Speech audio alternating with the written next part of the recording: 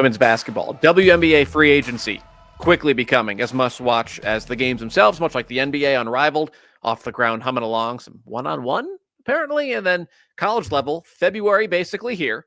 We're talking single-digit games remaining in the regular season. A lot of resume talk on today's Gauer Hour. Rob, Joyce, Megan Gauer. Megan, I've talked to the powers that be. We've used our core designation on you.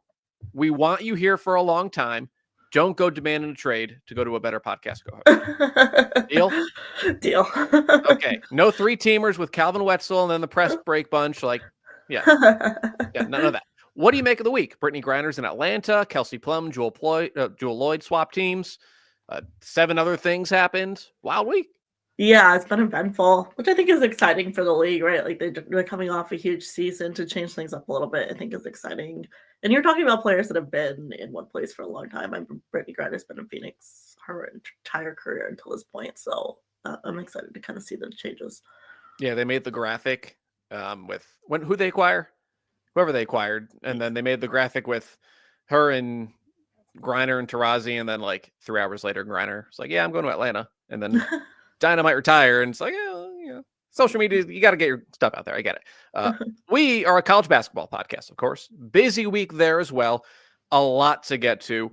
Want to start last night. A lot of things happened last night. If you look at there were a couple of good games, not too many great games, but a lot of impactful games. I guess we'll start probably the most notable one, high-flying affair, 107-100 in regulation. LSU, Oklahoma, very entertaining game. Yeah. I'm not sure how much I learned about both teams, but still, if you're looking for 2 hours of entertainment, you got a lot of points. You got an ejection or 2 ejections. You got Kim Mulkey getting teed up. You got her slapping a clipboard out of Simone Augustus's hands. A lot happened in 2 hours. Yeah, an eventful game for sure. I agree. I don't know how much we learned about both teams. I think we learned that Oklahoma can't guard anyone. That's not new information for us, really. And then I do think we learned how important Samaya Smith is to LSU because I think, she was one of those players ejected, and that was in the first quarter, so very early on in the game. And not the name you talk about a lot when you talk about LSU, but I think she's so important to their defense, and I think you see it in Reagan Beers going 8 for 8 in the paint last night. Yeah, there's LSU just isn't deep. We knew that going in. Aliyah Del Rosario, cameo, some okay minutes. Jersey Wolfenbarger is tall. She's not big frame-wise, but she's 6'5". She was okay, but there's just not a whole lot of consistent bench options, especially down low for LSU beyond, obviously, Anissa Morrow, who she is undersized at 6'1". It's amazing what she does at 6'1". So you take away Smith, and there's just not a whole lot there, especially against Reagan Beers, one of the best posts in the country. Do we underrate Michaela Williams? Maybe. Top 2 recruit out of high school.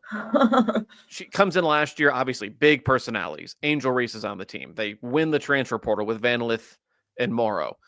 So she just kind of hanging out. She had a great year. SEC Freshman of the Year. This year, Flauget, so much star power off the court. Anissa Morrow, all the talk is she's the double-double queen. And that's certainly valid. And then there's Williams, just kind of quietly, probably their best player. Second best player.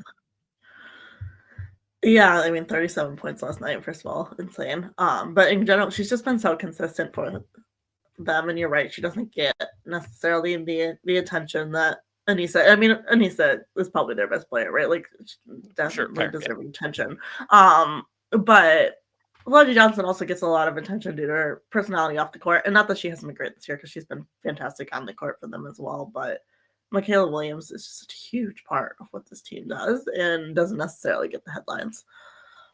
Yeah, this is the best trio in the country. If one of them has an off game, LSU's got it. They all three of them were great last night, and Oklahoma had a shot down a point in the last minutes. But yeah, don't forget about her when you're talking about LSU. And if they make double-digit threes, they're not a prolific three-point shooting team. You go out and shoot 12 to 26, they're going to be awfully hard for anyone to beat. Consider they made 3 against South Carolina on Monday, and 2 of them came in the opening 3 minutes of the game. Yeah, very different game against Oklahoma last night. What do you take away from the loss from the LSU side from South Carolina, since we're talking Tigers?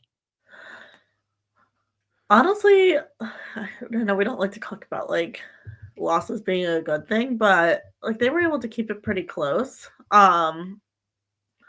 So I felt pretty good for LSU coming out of that game. Outside of kind of that, third quarter, it was and it's still, I mean, it was a 7 point difference in the third quarter. Like it was a very close game. It was an ugly game, but it was a very close game.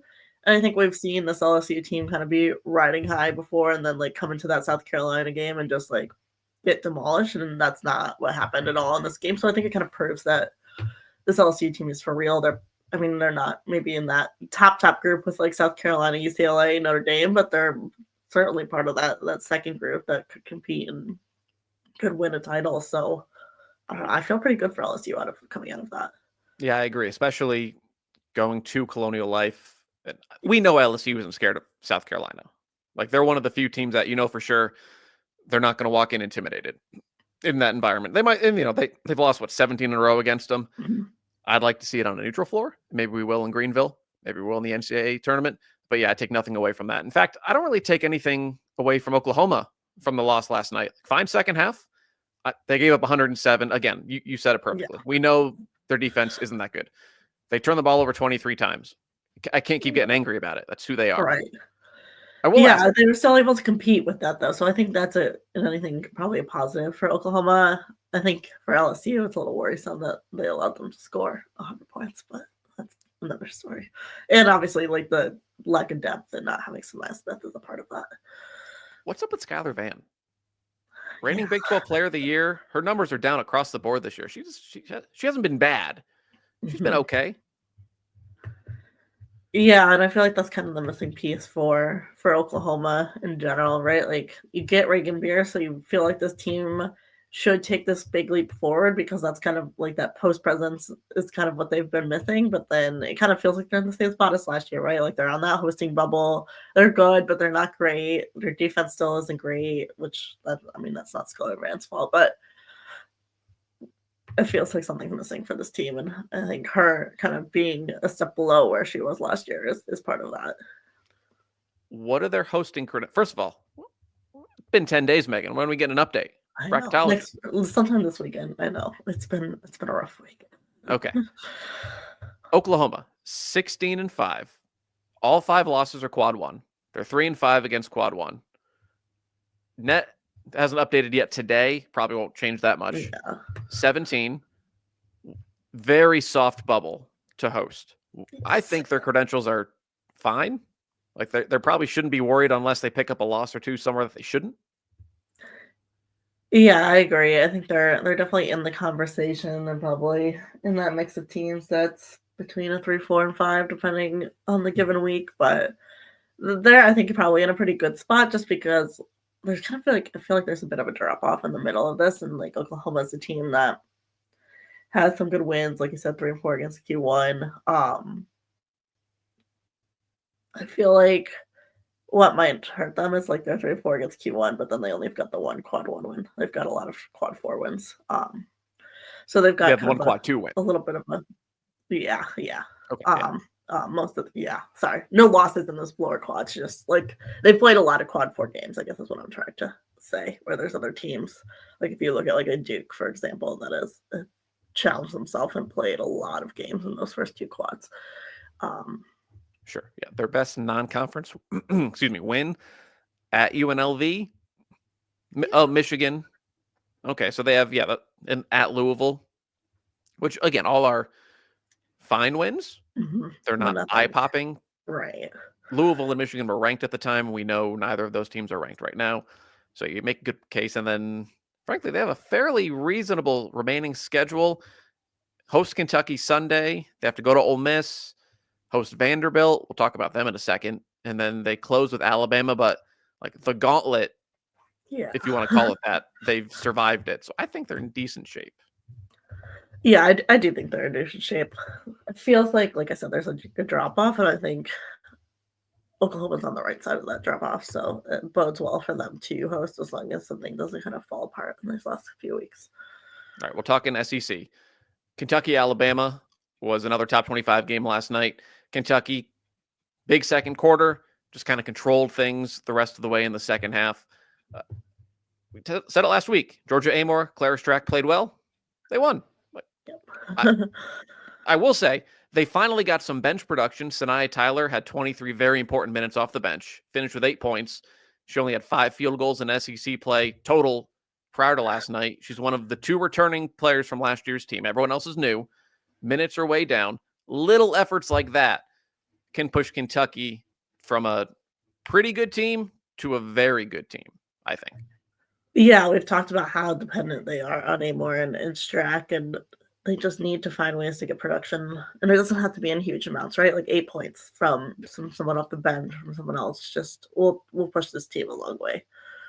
Yes. And then Alabama's second close loss. They're starting to rack up some of these like 50-50 games, close losses. We'll say Sarah Ashley Barker's back from injury. She's played like a woman possessed the last 2. She had 36 against Vandy on Sunday, had 22 last night. Not a bad loss on the road at Kentucky. Unfortunately, they had a 6-game stretch where they played 5 Q1 games. They went 1-4. I think they're out of the hosting picture. Yeah, I agree. They're gonna make the tournament. They're gonna be fine in that regard. But yeah, I think hosting is you needed to win probably 2 of those to be a part of that conversation. Yeah. Now they have 3 more shots at Tennessee. They host LSU. They're at Oklahoma. Win 2 of those. Win the rest of your games, and maybe make a small run in Greenville. And like maybe, but again, you're asking for an awful lot. You're asking for an awful lot. So it looks dicey, but still firmly a 5 seed, probably no worse than a 6 seed. Very good year for Alabama. We'll stay in the SEC. Michaela Blake's Vanderbilt. If you don't know the name, learn the name. 53 last night against Florida. Yeah, I mean, she's been great for Vandy all season, but 53 points is insane. Like, that's a crazy, crazy night. But yeah, I mean, she's just, I feel like, delivering everything that Vanderbilt hoped she would get. Their first top 10 recruit in the Shea Ralph era. Like, this team is picked up some big wins now with the I'm blanking on who they beat. That was important. Tennessee win. Yep. Tennessee, they beat Alabama. Yep. Yeah. So just a huge night from her, and yeah, like they won the Florida game like they should, but I just feel like the future for this team also is so bright. 2 weeks ago, I asked if they were a tournament team because they were 1-3 in the SEC. They were heading to Tennessee. You're looking at it, going, if they lose that game, they're 1-4. They have a lot of tough games. Well, since then, they beat the Lady Vols. They beat Alabama in Tuscaloosa. They're firmly, now we're not talking, are they on the bubble? We're talking, are they in contention to host? Because why not? They have no bad losses. Michigan State, Kentucky, Ole Miss, LSU. They'll pick up a few more probably along the way. Mm-hmm. They have Ole Miss Sunday. They're head to Texas. They head to Oklahoma. They play South Carolina. They're going to pick up more losses. But why not? Like no one else wants to host apparently. Why not Vandy if they pick up 1 or 2 or more of these? Yeah, I think they need some more wins to really put themselves in the conversation, similar to Oklahoma, but even more so than Oklahoma. Like, they just don't have as many Q1 and Q2 games as some of these other teams that played a really weak non-con 12-0 and quad 4. Like, you didn't lose any of them, so that's good, but that's a lot of quad 4 games. So I think they need a couple more in that like quad 1 or quad 2 column, but they've got opportunities to do it. So you pick up 1 or 2 more of those, and I think we're having that conversation of can they host? Absolutely. First ranked win on the road Sunday at Bama since 2016. They're ranked first time since 2014. One of the best stories of the year. This used to be a program that was always good to very good. No Final Fours, but they made the tournament every year, usually made the second weekend more years than not. Last decade, they've pretty much lived in the basement of the SEC. Shea Ralph comes in, 7 total SEC wins her first 2 years. Last year, they sneak into the field in the first 4. They beat Columbia.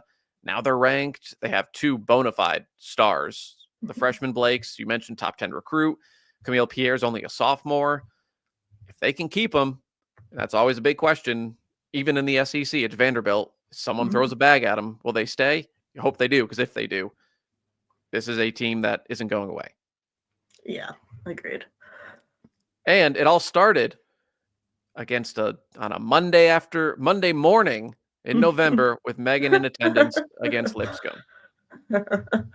Little did you know, Megan, that this was going to be a team we were talking about hosting in the NCAA tournament. Yeah. Yes. All right. Enough SEC talk. I think one of the more consequential games of last night came in the Big 12. Yeah. K-State beats Iowa State in overtime, 87-79. Yeah. I said what, month ago, 2 months, probably, yeah, it was right before Christmas. We're done talking about Iowa State until probably they play West Virginia or K-State. Well, they got blown up by West Virginia. I know they had a nice comeback in the fourth quarter. In a vacuum, it's a perfectly fine loss. They're running out of time. Yeah.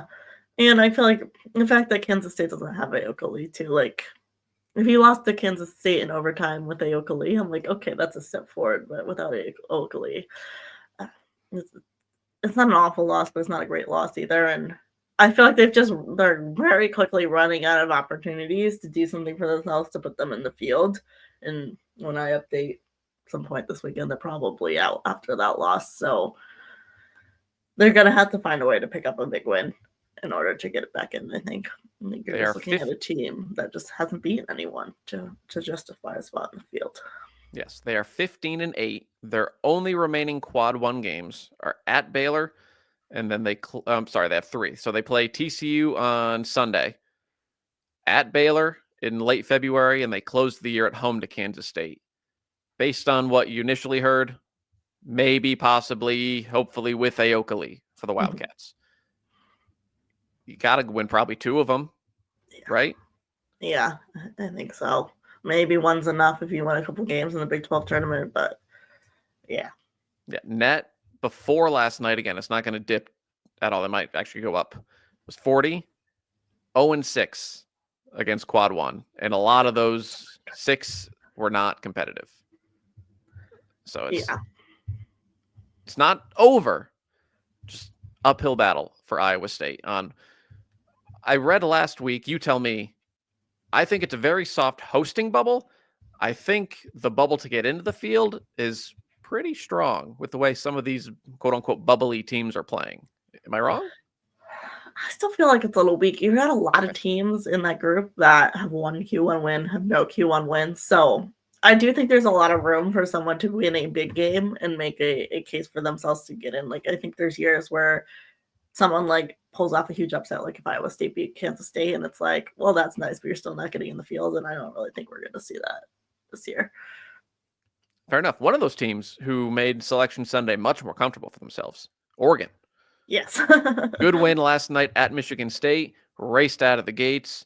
Michigan State made a comeback. Ducks hold on in the fourth quarter. They're now 16-5. Second quad one win of the year. 3 quad two wins. Net's still 37. They might jump up a little bit in that, that middle of the pack of the Big Ten, where I feel like most of those teams are safe adjacent. Oregon is probably now just plain safe, barring some sort of comeback, because their defense is really, really good. Yeah, I agree. Defense, 53 against Purdue, which Purdue isn't any good. 49 allowed in a comeback win against Iowa. 47 in a comeback win over Indiana. 59 against Michigan State, the number 2 scoring offense in the Big Ten. Tough finish. Everyone in the Big Ten has a tough finish, basically. If they go 4-4 the rest of the way, 3-5, they're probably still safe. Yeah, I would agree with that. I think they've put themselves in a nice spot with that one. Yes. Big Ten, USC over Minnesota. Trojans have won 15 in a row. Kiki Iriafen was phenomenal. We're done with the 1 seed, right? Lock them up. Yes, I think so. It's hard to say because there's still there's so much when I look at like the Big Ten, for example. Like there's a lot of big games left for like a UCLA. Well, UCLA. Sorry, we're done with UCLA. They're up there, but like a USC, that's kind of like that last 1 seed.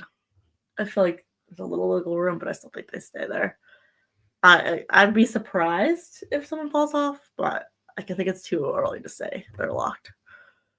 Fair enough. You can't say that because you have to, talk about it. I'll say it's basically, yeah. Barring yeah, I mean, someone has to lose something that they shouldn't lose or lose a handful of games, which still could happen. Sure. Yeah. Minnesota, they're 18-4. That is a very inflated 18-4. They are 3-4 against the teams in the first 3 quads, and 2 of those 3 wins are quad 3. So they haven't played anyone really of note. Yeah. They're 15-0 against quad 4. Very little margin for error despite 4 losses, right? Because they have a tough schedule the rest of the way. And I could see them being like an 8-win power team that misses out, 8-loss, 9-loss power team that misses out, and that doesn't happen too often. Yeah, I agree. I think when you look at like the team that's kind of up there in the net that has like the best chance of missing the tournament, it's probably Minnesota right now, just because, like you said, they just don't have the wins backing up. It's a lot of Q4 wins, and then um, not much in any of the first two quads. So they're obviously going to play games in those groups in the next few weeks, and they're going to need to find a way to get some wins to end up in the field. UCLA, Iowa, Indiana, Ohio State, Oregon, Purdue, Washington, Michigan State. I just listed off 6 tournament teams, a bubble team in Washington, and then again, Purdue. You got to win a good handful of those, I think, just to make Yeah. yourself secure. Yeah. You mentioned USC. I just pulled up their remaining schedule. Okay, it's not locked yet. Ohio State, they get UCLA twice. They host Michigan State, Illinois, and they head to Washington. Yeah, that's a lot of games. That's a lot of I still think they have dangerous games. Pretty good chance of ending up there because when you look at like who's next, Texas, like they still got a lot of dangerous games. LSU still got a lot of dangerous games. UConn and not in the conversation unless you beat South Carolina. Then we'll talk about it. So we'll see.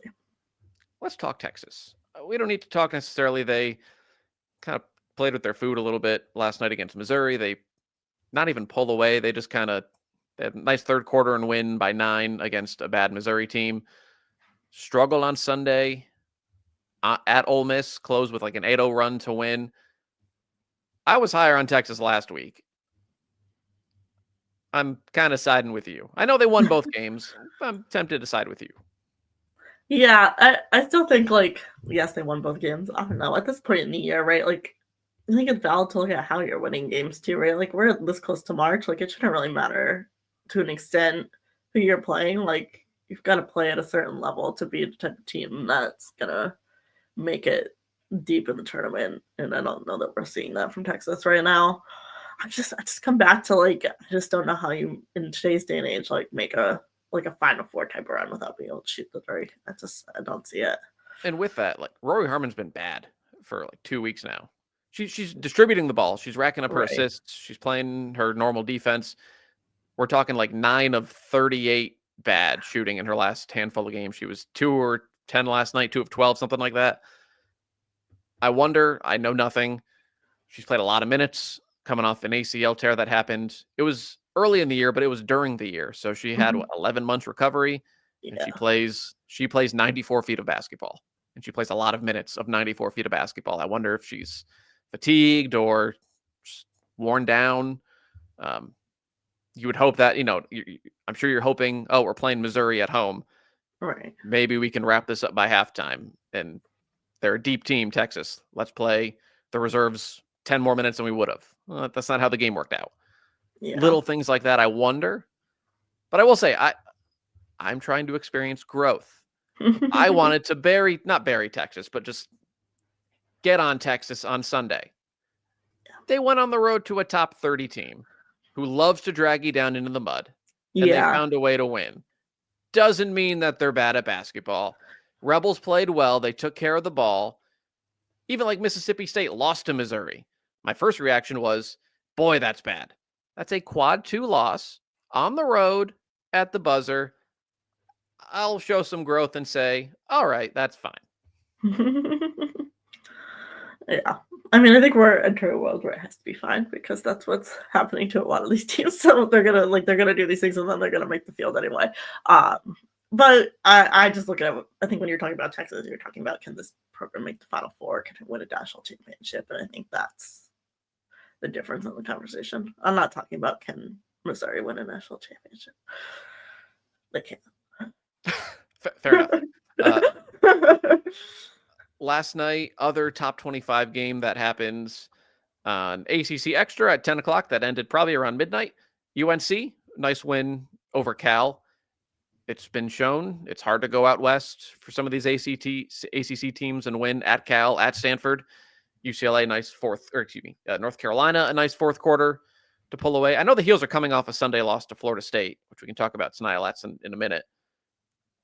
I feel like the offense is starting to show a little consistency, and with how good their defense is, they could be like a little under the radar. They're in that hosting conversation because everyone is. I think they could surprise some people. I think it's a decent option if you're looking for like a sneaky second weekend team. Yeah, no, I would agree with that. I think that they've been good. In that, yeah, if you haven't played them, the defense is so good. Like that's always tough to play against in March. I like to say that like defense wins a lot of games in March. You can't just rely on your shooting. So I do like this team in terms of like a sneaky team that you probably don't want in your region come come tournament time. I need these like 10 p.m. games though to not be played on a Thursday night. It's tough. You need them on a Friday night.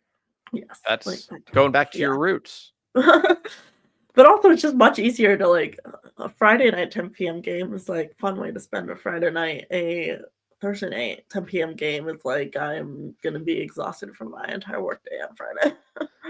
Fair enough.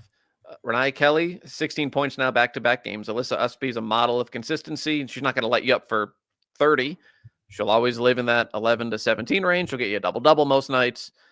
Lexi Donarski does have an off night in her, but, I've ragged on North Carolina a little bit, that they've been the same team for years.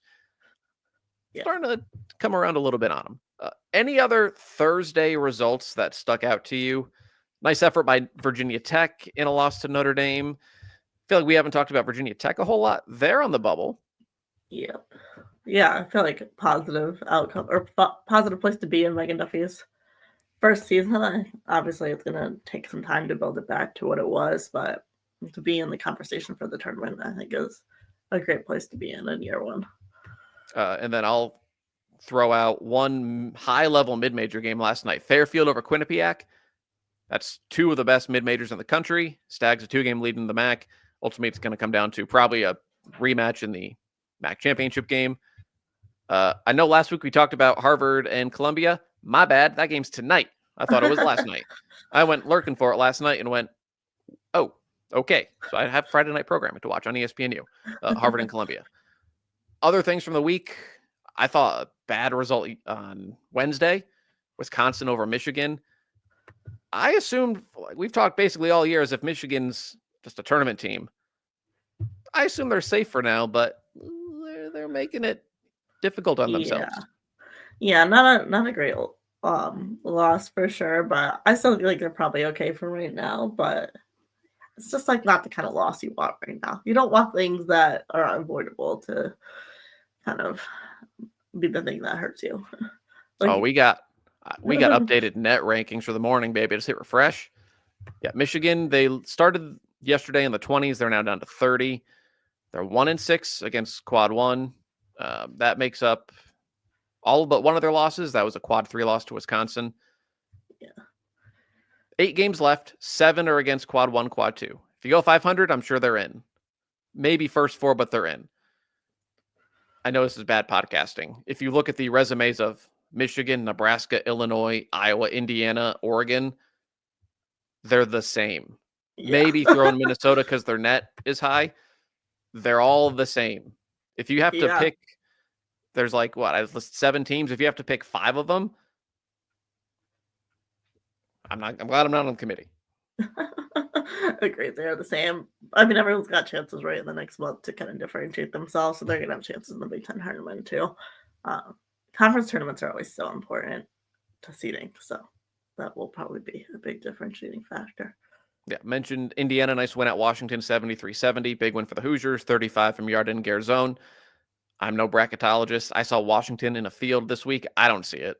They have 8 losses, and they're 1-7 against the first 2 quads, and their net starts with a 5.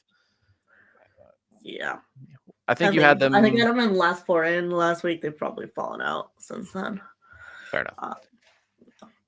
All right, let's talk South Carolina and Tennessee. I don't care which team we want to start with. Let's start with Tennessee. We're talking hosting.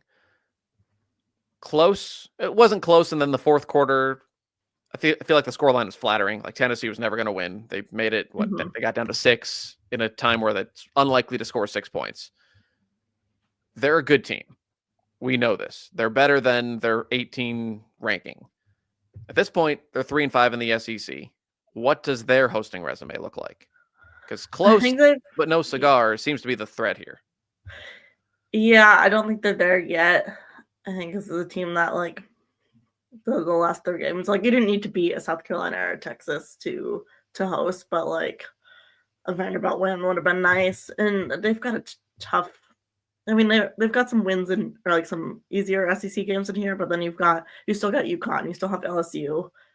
I think you got to win like the Ole Miss, at least one of the Ole Miss Alabama games to be in that conversation. Maybe both of them, Kentucky as well. Like I think they're not out of the conversation, but they need to pick up some wins to get into that spot. Yeah, if you're asking me to name the 16 best teams, Tennessee's probably on it, but the eye test is not. Like, that's not the factor here. It's the 16 best resumes, and I don't think Tennessee has the 16th best resume yet. No, they're right there. And we'll talk about them because they have a big game, non-conference game next Thursday at home. Yes. South Carolina, 5 straight games against ranked teams, 5 relatively easy wins. I know Bama was close going into the fourth quarter. They pulled away. LSU was close, not really in the final minutes. I know Tennessee made a comeback. Impressive stuff from the defending champs that they went through that's relatively unscathed.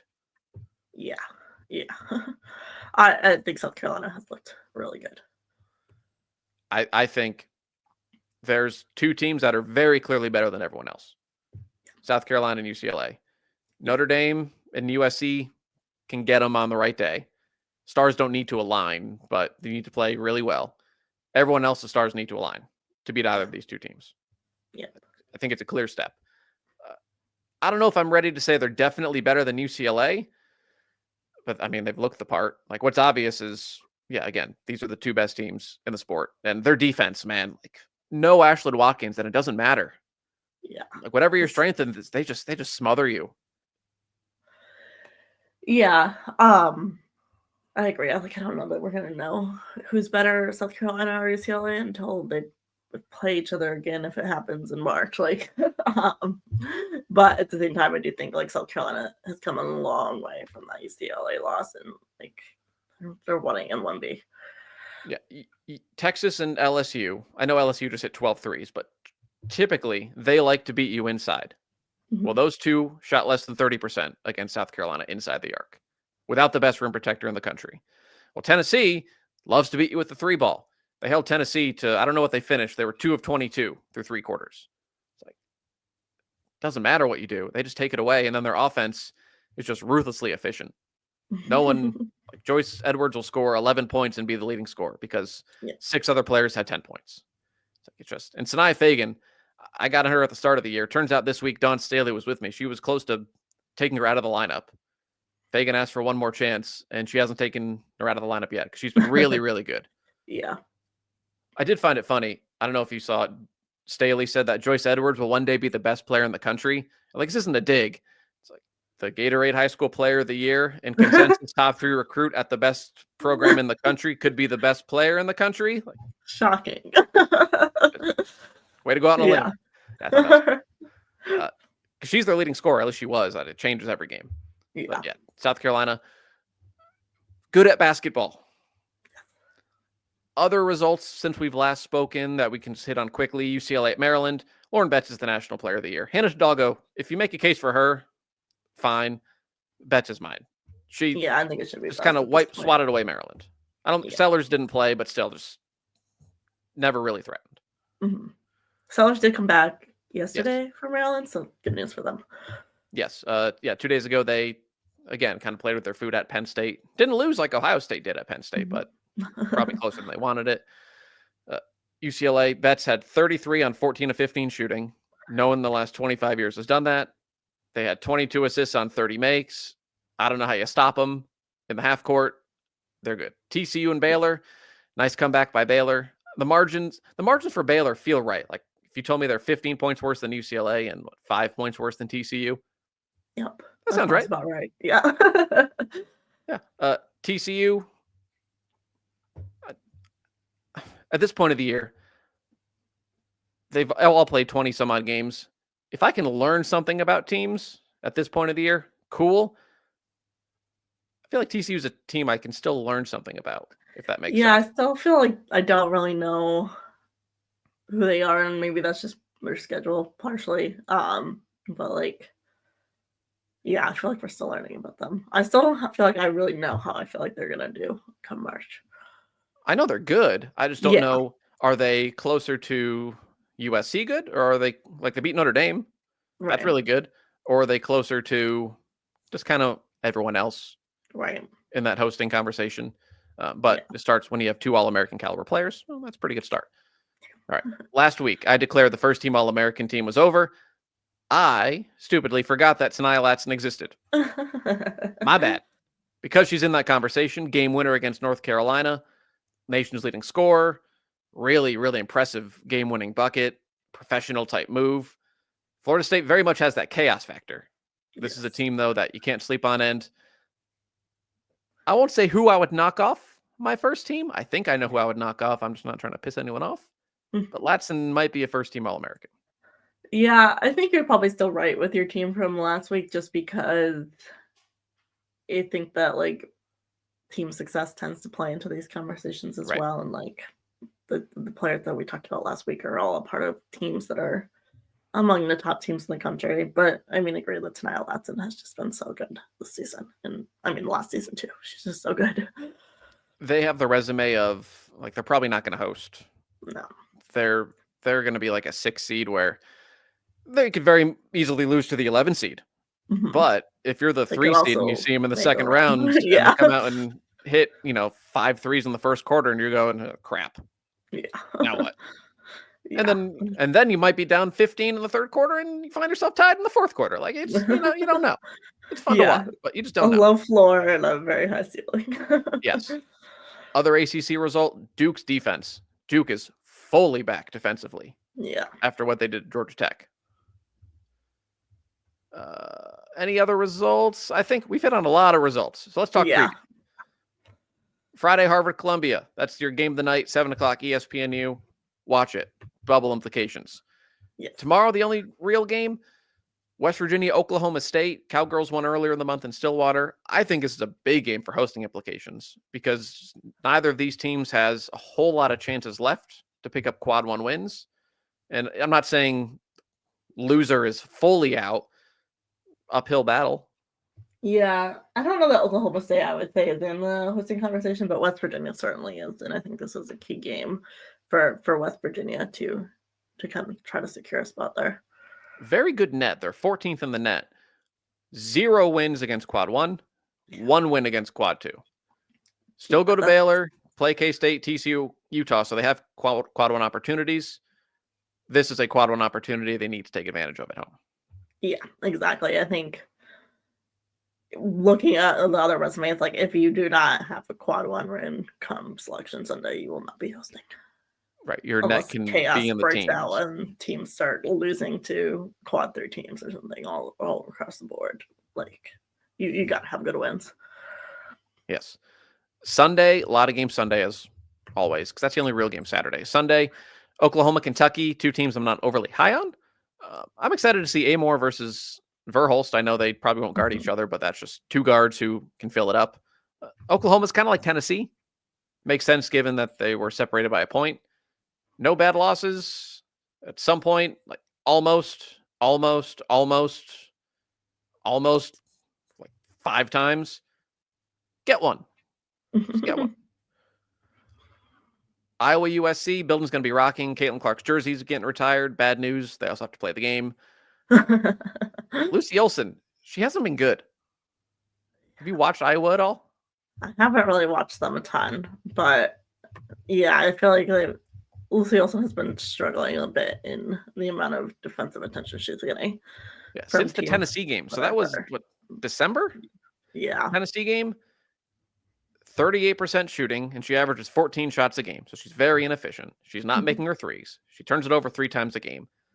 I've gotten on Juju Watkins for being inefficient. The person she's playing Sunday. I can't ignore this. I think that's a big reason why Iowa is very much like as bubbly a team as any that exists in the field. Because right now, do you have Iowa in? Maybe. I know you had them last time. So yeah, I have to look at probably still bubbly and in, but yeah, part of that group of we'll see. Iowa State, TCU, last ditch for the Cyclones, in my opinion. Crooks versus Prince should be fun. I don't think the Cyclones have enough everywhere else, but I mean, Crooks, you can say what you want about her defensively. Offensively, she has not been the issue. She's been phenomenal the entire year offensively. Agreed. Yeah. I mean, the reason they've been in any of these games that they've been in has been Audie Crooks. And yeah, defensively, obviously, there's development to be had, but offensively, she's been very good. But they just got to find a way to win a game to be a team that's going to be in the field. Yeah. LSU, Mississippi State, feel like it's important for the Bulldogs. LSU's largely been more consistent of late. I know they've had a bunch of close games, but there's no real moments where they've just kind of messed around for 10 minutes like we saw earlier in the year. And Mississippi State, again, it's a quad 2 loss, so you don't need to make up for it. Suddenly, if you lose to Missouri, who is one of the bottom 3 teams in the SEC, like every game kind of looks losable. So if you can find a way to get LSU napping after a couple of emotional games at South Carolina, wild game against Oklahoma, maybe you catch them on one of those off days, a win I think would just go a long way. Yeah, it would. That said, I don't really see it happening. I agree with you. I feel like LSU has found some consistency and has kind of gotten rid of that like taking a quarter off mentality that we kind of saw at the beginning of the season. If you're looking for outside the top 25, the Big Ten bubble, Michigan, Oregon, that's net teams 30 against 33. Indiana, Nebraska, that is net teams 39 against 35. Probably all safe if the season ended today. They're all playing each other. Some of these teams are going to pick up losses. Some of these teams are going to look a lot more comfortable. Very impactful games on Sunday if you're looking outside the top 25. Monday, the only real game, Duke, NC State. Duke has not allowed more than 55 in a game since January 2nd. And that's when they blew out BC and gave up 59. They haven't allowed 50 in a game since January 12th when they beat Virginia and gave up 55. And in that span, they've actually scored. Like, I feel like it's all kind of coming together at a good time. Yeah. They put up 72 on Cal, 74 on Stanford. Their offense still a little streaky, but like, I'll take my chances with streaky if opponents can barely crack 50 on you. Mm-hmm. And then NC State, I still don't know what to make of NC State. I feel like they're not that good. They're just kind of humming along, though. Like, they've won 6 straight. They've won 13 of 14. They flirted with disaster a couple of times. Like, Wake Forest made a comeback, and it was a close game in the first half. That would have been an incredibly bad loss. They needed a big run to beat Syracuse. That would have been a very bad loss, but they won. Are they in the hosting conversation? They have to be, right? They are. I mean, if you've got 3 quad 1 wins, you're definitely in the hosting conversation, and they do. And all their losses are quad 1 as well. So they're certainly a part of that conversation. This is why I say like the hosting bubble is weak, because right, like I don't know that I look at NC State and I'm like that's a top 16 team in the country, but like they're certainly a part of that conversation. And see, I'm growing. Their only loss in the last 5 weeks finished at midnight Eastern time at Cal. Yeah, that doesn't mean they're bad. Loss. Yeah, that's a fine loss. We'll learn a lot more. I think Duke at Florida State. They still go to North Carolina. They go to Georgia Tech. They host Notre Dame. They're going to pick up losses. Like, I don't think they win Monday, but pick up 2 or 3 of those, like beat Florida State, Miami, North Carolina, Georgia Tech, lose to Duke and Notre Dame. That's probably host worthy. As long as you don't go one and done in Greensboro. So I have UCLA, South Carolina, Notre Dame, USC. So 4, UConn, Texas, LSU, TCU, they're basically locks. That's 8 teams. Yeah. Maryland, Duke, Ohio State, who Ohio State heads to Los Angeles next week. Closer to locks than not hosting. So that's 11 teams. And we can name what? A dozen teams for the final 5 spots? Bubble, yeah. I don't know what to make of it. It's going to be very interesting when we get to the end of February and beginning of March. Who could probably lock up a spot and join them on Wednesday is K-State against TCU. Yeah. First place, likely 1 seed on the line in the Big 12 tournament. Winner would have the tiebreaker. With Aoka Lee, this is a great matchup. Maybe the best individual post matchup that you'll see all year, with her against Sedona Prince. Without her, I assume Prince will feast. But she also feasted against Oklahoma State. That doesn't preclude K-State from winning. That just means your guards have to be better than their guards, which is also a possibility. Like, I don't just automatically assume K-State's going to lose. Yeah. I agree. I think it'll be an interesting game. But I still favor TCU. Fair. K-State lost in their first game without Lee at Colorado, where Terrence Hyde struggled, Ziona Walker struggled. Then last night, Serena Sundell played really, really well. Terrence Hyde's made all of her threes. Which of those K-State teams are you going to get? Because there's just no room for error. Like with Lee, it matters, but it doesn't matter as much. Do you get the good guards or the struggling guards? Without her, you got to have a good night against a top 10 team. Yeah, and you've got, Haley Benleth in the backcourt for TCU too, so you've kind of got like not just Prince, but Benleth too. I feel like that makes a difference. UCLA, Ohio State. I think this is a better game in a press release than in real life. I don't see how the Buckeyes stop Lauren Betts. Yeah, they don't have anyone to match up with her. Which you can say that about most teams, but yeah. Ohio State struggles against good front courts more than most. They have to make this a track meet, I think. If you're going half court against half court, UCLA get the ball in Betts' hands. You single her, she gets a layup. You double her, she finds pick your option for either a three or cutting the basket. Like there's too many options if you don't turn UCLA over for UCLA to get enough, or for Ohio State to get enough stops. Yeah, and I worry about if UCLA is fine and ready to handle the press, if you keep running that press, Betts is just going to get down court and they're going to be able to feed her. You're not going to have anything in the lane to stop her. Not that they have anything in the lane to stop her in a half court set, but if you don't even have everyone back there to try, I don't know. This could go very poorly for Ohio State very quickly. Yeah, I guess if you're looking for a blueprint, obviously turnovers, get easy buckets. Yeah. Jelani Cambridge needs to have a good night shooting. Cody McMahon probably needs to have her best game of the year.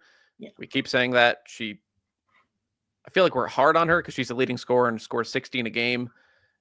I think you and I just keep expecting an All-American to show up, and instead we're just getting a very good All Big Ten player. I can't see him going to Poly and beating UCLA. Thursday, Tennessee, UConn. We haven't talked about UConn much since the USC loss because they've played in the Big East. A fine win at Creighton on Sunday. That is a Q1 win. They have 2 Q1 opportunities left, maybe 3, depending on where Creighton falls when they come, because they go to Connecticut, right? Yeah. Either way, played double round robin for Big East. So it's the first 2 teams. Few chances for the Huskies to boost any sort of resume. What do you make of them having to go to Knoxville next Thursday? I think this is a tough game. Obviously South Carolina is the tougher one, but this is a tough game as well. I think we learn a lot about where this UConn team is in these 2 games coming up. I feel like I kind of know who Tennessee is at this point, regardless of what the outcome of this game is. I feel like I kind of know who Tennessee is. I feel like I don't really know who UConn is because, even when we look back to the USC game, AZ didn't play in that game. Really, she played 2 minutes or something, but nothing. I feel like we haven't seen this version of this UConn team against a good team. So I'm interested to see what the things that we've seen against some of these lesser teams, like AZ Fudd being a much better scoring option. Kaylin Chen has kind of gotten going in the last few games. Does that carry over when you play a top opponent? Paige has struggled relative to Paige being Paige Beckers. Yeah. UConn, I'm with you. KK Arnold's been really good. I feel like since the second half of the USC game, Ashton Shade's been really good. Caitlin Chen's played better. How much stock do you put into it when it's Villanova? Right. When it's they play Butler this weekend, all due respect, what do you do? Yeah, it's good to see it against those teams. So if you don't see it against those teams, then you're real worried. But it doesn't, until you see it against Tennessee, until you see it against South Carolina, I don't know what it all means. I think threes, obviously with Tennessee, that matters. Yeah. UConn, we've seen them light it up from 3 this year. Iowa State might not make the tournament. DePaul and Seton Hall are not making the tournament. Yeah. UConn has played 5 quad 1 games this year and has shot 22% from 3 in those 5 games. Can't do that. Right. They're not good enough against Tennessee to have one of those nights. Sarah Strong is good in the post. She doesn't live in the post. Mm-hmm. She needs to see some threes go into. If UConn doesn't make threes, I don't see how they keep up. Now, Tennessee's defense isn't very good. They can keep up. It would be a lot more comfortable if they don't have to, they don't have to make 16 like they did against DePaul or whatever. You can't go 4 of 20 like you did against Notre Dame. Right. Yeah, you've got to find a way to get a reasonable amount of those to go down. And especially UConn's 3-point defense in these games has been okay. Lady Vols are going to have looks from 3. Right.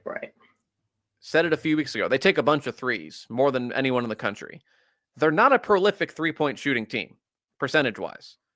So, if UConn gives them open looks, and part of it is luck, 3-point defense, some of it is luck. Yeah. If Tennessee shoots 3 of a billion like they did against South Carolina, UConn's going to win. I texted you on Monday. It's like, I got a hunch. Seems like every game this year. Yeah. Yes, that it saw it against Notre Dame, who is the best 3-point shooting team of the country percentage-wise, or is top 5. Mm-hmm. USC had one of their best 3-point shooting games against UConn. Part of it's luck. Part of it is you're leaving Division I athletes wide open. Yeah. And then Tennessee has to turn UConn over. Huskies have done a good job of taking care of the ball this year. If you aren't going to turn them over, you're just kind of asking for UConn to get easy looks. And this feels like a game where if UConn gets easy looks and like El Alfie and Ice Brady combined for like 14 points, that's just massive for UConn. Yeah, that would be massive. I don't see that happening because I feel like, I don't know, like, how many minutes will El Alfie and Brady play combined? Might not be 14. But yeah. Now, hard on UConn's 3-point shooting. I can say the same about Tennessee's rebounding. Tennessee was one of the best rebounding teams in the country in the non-con. They've started to play some of these bigger teams, and hey, look, they aren't that as good as rebounding as maybe the stats show. Yeah. UConn's another opportunity where not the biggest team in the world. Again, you mentioned it, like El Alfie and Brady are fine, okay. If UConn can just hold their own on the glass, and second chance points have been a problem for them too. Yeah. So if Tennessee cleans up second chance points, I think it's a fascinating game. Yeah, I think it's going to be a really fun game. Last game on... Yeah, 2 more games I lied. Texas, Vandy, an opportunity. Like if Vandy wins this one, then I think you're taking them seriously as a hosting school. And then Texas, they just kind of flirted for the last little bit. They just haven't looked like full-on Texas like we saw at points this year. Let's see if they can get back on track. Yeah, I agree. Texas should win this game, but I agree with the way they've been playing lately. It makes them look a little bit more vulnerable, and Vandy's obviously been playing really well. Confidence, heck of a thing. Last game, Oregon, Maryland. We don't even need to preview. Just it's been a tough few weeks for the Terps. They lost Bree McDaniel. Cheyenne Sellers missed a couple of games in that time, blown out by Texas. They blew an early lead to Ohio State and lost somewhat handily. Never really threatened UCLA. They struggled at Penn State, but won. Like, can you kind of settle down? Because they don't really have any easy games left outside of Northwestern. But like, there's not much room to breathe the rest of the way in the Big Ten. And if you kind of feel like you're suffocating a little bit for Maryland, like you're talking about a top 10 team that now is on the hosting bubble. Yeah. I do think like obviously having Sellers back is a huge step in the right direction here. And as far as like what could have been a disaster stretch without Sellers, had like their schedule been aligned different, is now just like you lost to Texas, you lost to UCLA, like you lost to Ohio State. Those are all fine losses. Right. And like you avoided disaster at Penn State. So like in terms of like those are games you went lost with Cheyenne and Sellers too. Like it's just none of them are bad losses. So it's not disaster has struck it, but yeah, they've got to find a way to win some games now down the stretch. And like not having Bree McDaniel, we talked about this last week, is still a big loss for this team. Yeah, their bench it looks a lot thinner. It's wild how you just take away one player and suddenly it's just so much more pressure on the starters. Yeah. And then, on top of that, you lost Sellers for a couple of games, and there's just, it feels like it's snowballing a little bit for Maryland. Again, not in a season's over type of way, just right. Hey, can we right the ship? Because this is not the time of year where you want to go in with negative energy. Yeah. A place like Oregon, especially, they're 12-1 at home this year. So it's going to be a tough place to play. You're traveling out west. On the men's side, this is a bigger issue of people, notably McCronin at UCLA, complaining about the travel. It's like, well, that's what you signed up for. I remember when McCronin used to coach at Cincinnati when like UConn was in the ACC. That man always has something to complain about. Oh, he's on fire, complaining about the schedule and the travel, and yeah, it's amazing. He's a big fan of complaining. Yes, it's must watch press conferences after UCLA games. When do we have bracketology this weekend? Hopefully this weekend, if not at the latest Monday. Weekend is hard because there's a lot of games generally on like a Sunday. But worst case, it'll be Monday. All right. Subscribe to herhoopstats.com. Get Megan's latest bracketology Sunday, maybe Monday. Follow her on Twitter at Megan Gauer. You can follow me. I don't have bracketology. I'm not smart enough to do that. Megan, enjoy your weekend. We will talk on Sunday. On Friday. I lied.